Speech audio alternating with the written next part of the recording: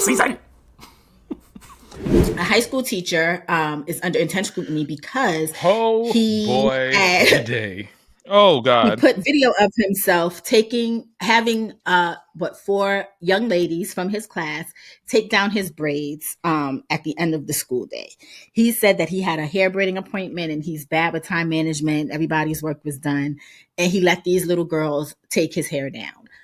He obviously did not see anything wrong with it. When he put it up on his TikTok, people had opinions. There are some people who don't see anything wrong with it, who think this is just a teacher who is meeting his students where they are.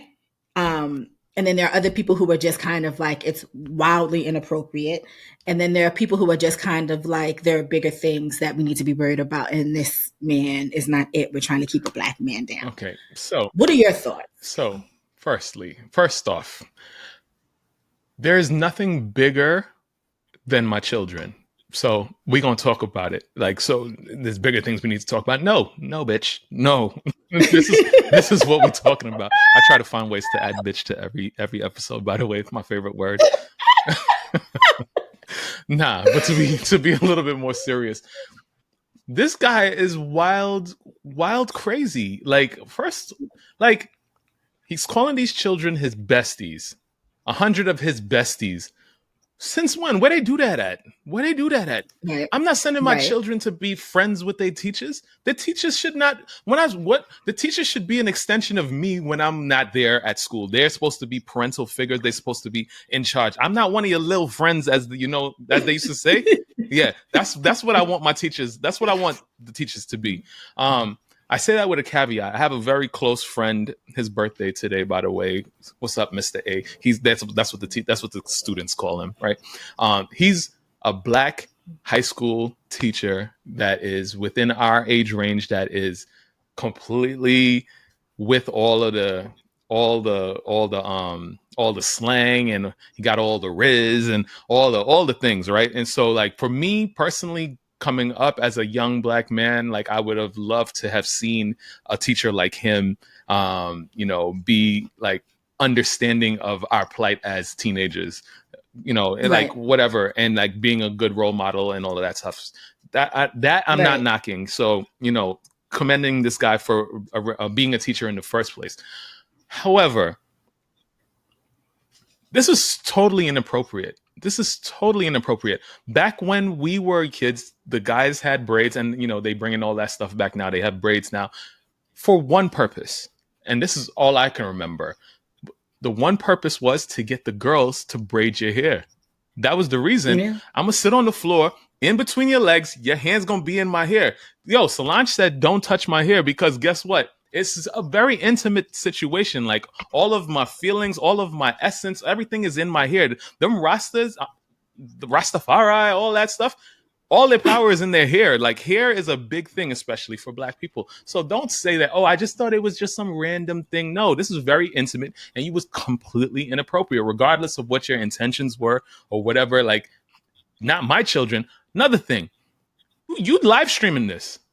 So when you put things, first couple things about the damn live stream. When you put things on a live stream, you're going to be susceptible to the opinions of everybody watching because it's on the internet. You put yourself out there to be judged. That's what that is. So I don't give a shit that you lost your job. Actually, you should have lost it quicker. That's all I'm saying. Like, no. Also, where's the consent form? Because when my kids need to do certain things, the littlest thing, they send home a permission slip for me to sign. Where did I give you permission for my children to be on your live? When did that happen? Here's my thing. As a teacher, I'm expecting you to know what boundaries are and how to set boundaries and how to teach your children boundaries and how to understand when something goes beyond their own boundaries, because kids don't know their boundaries. Like, that's why I say, and a lot of people with common sense say, adults, like when older men prey on younger girls, like, what do y'all have in common? Because these little girls don't know their boundaries as yet. Right. They have not established that. Right. I'm confused as to why. I just want to know the thought process, right? because in my mind, never would I think as a teacher, as a woman, to sit in a classroom and be like, yo, I'm not able to get my mani petty today, but y'all can stay behind. And because I'm letting y'all go early, but whoever wants to give me a mani petty, come on and do it, male or female alike. Yo, I also saw another video of him where yo. he had them doing his nails as Oh my well. God. And I'm just like, I, you know, mm-mm. it's not that. And I think the other thing that people get confused with is people are saying that a lot of people who feel like when people get angry that we're sexualizing these young girls. And I'm not sexualizing them in any way. What I am saying though is that this makes them susceptible to other groomers and to other predators who see something like Plain this and and can figure simple. out a way to get in and then completely ruin these little girls' lives. Because these are little This is the girls. classic power dynamic. Like what? Yeah. What do you? How do you think these groomers do this stuff? Like in my Yeah. adulthood, I found out that there was allegedly a or two groomers in my high school that had very inappropriate situations with some of the girls in that school. These are people that these are people that were these are people that were trusted and were in very close proximity to these young girls that are probably not probably definitely scarred for life at this point because of things that they had Right. no real control over when they were younger because of however they got sucked into, that's not the good choice of words, but Yeah, that's however definitely they not a got good. pulled into this sort of dynamic. And so I don't want to Right. even give you a chance or an opportunity to be in that situation because this inappropriate behavior should never have happened in the first place. So I don't get that. The fact that you calling these kids your besties, like you don't got no friends. Like I don't understand how these children could be your friends. Well, like And that's the thing too, because like my high school I went to a private all girls boarding school, and we were able to call our teachers by their first names. It wasn't Mr. This or Miss That. I had teachers that I was very close yeah, with, okay, but never would I have ever said this is my bestie. And I guarantee you, if I would have ever said to them, you are my bestie, they would have both been like, let me usher you on over to these group of young women who are your right, age and you guys figure right, that out, because right, I'm a grown man who's married right, with children your right. age. We can't, like, that's not, do you know what I mean? And that's the thing like, I get it. You're trying to be cool. You're trying to be hip, but there's a way to do it without crossing those lines. And I feel like that line got crossed. And I do think that, I I'm going to say firing him was the right decision only because I saw a video that surfaced later that showed him making content in which, like, there was a girl who I guess at the time was like 16 years old in a bathroom and saying like she likes like emo boys, like where the emo boys at, and she was a well-developed 16-year-old girl. Mm-hmm. And he made a response video where he was basically looking like an emo kid and like singing the song, and Oh people told no, him she was oh 16 no. and he did not care. So for me, that's a red flag, and that's why I say he needs to be fired. Yeah, In some situations, I do think, because Jasmine had actually talked about this on a live on her page, and about how inadequate the training some of these teachers get and some of the lack of support that they get. Some people, if it's a situation in which that support is not there, that training is not there, I would be in favor of removing them from the classroom first, but getting them the support and the tools that they need in order to not make that mistake again on a probationary I can't think of the word, mm-hmm. but you get what I'm Mm-hmm. saying. Because we do need representation in the classrooms, right? We do need more representation in the classrooms. But I don't want it to be at the expense of Of the children, come on.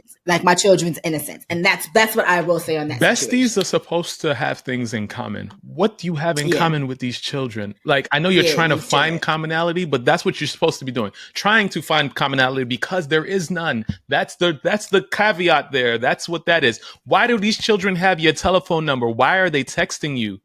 Where did they do that at?